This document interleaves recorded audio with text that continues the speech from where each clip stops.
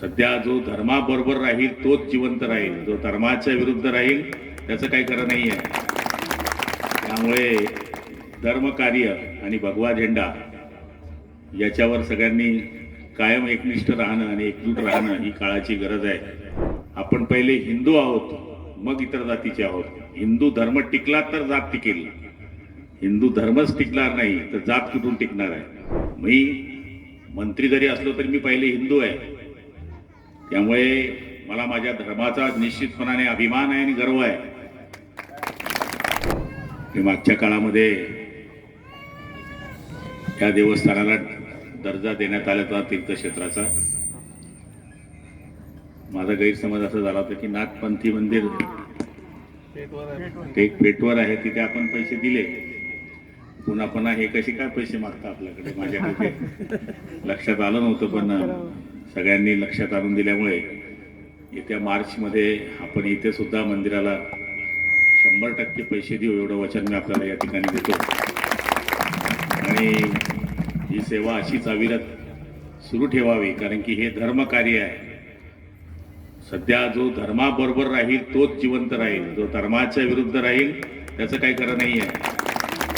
त्यामुळे धर्मकार्य आणि भगवा झेंडा याच्यावर सगळ्यांनी कायम एकनिष्ठ राहणं आणि एकजूट राहणं ही काळाची गरज आहे. आपण किती जातीपातीत वाटलो याच्यापेक्षा आपण पहिले हिंदू आहोत, मग इतर जातीचे आहोत. हिंदू धर्म टिकला तर जात टिकेल, हिंदू धर्मच टिकणार नाही तर जात कुठून टिकणार आहे. त्यामुळे ही धर्मसेवा सुरू आहे. या धर्मसेवेला आपण सगळ्यांनी मदत आपण करतच राहतो. पुढच्या काळातही आम्ही मदत करण्याचा या ठिकाणी प्रयत्न करू, की नव्हे ते आमचं कर्तव्यच आहे. कारण की या भगव्या झेंड्यामुळेच मी मंत्री होऊ शकलो याचा सांगायला मला अभिमान वाटतो. आपण निवडणूक पाहिली, भगवे एका साईडला होते आणि बाकी एका साईडला होते.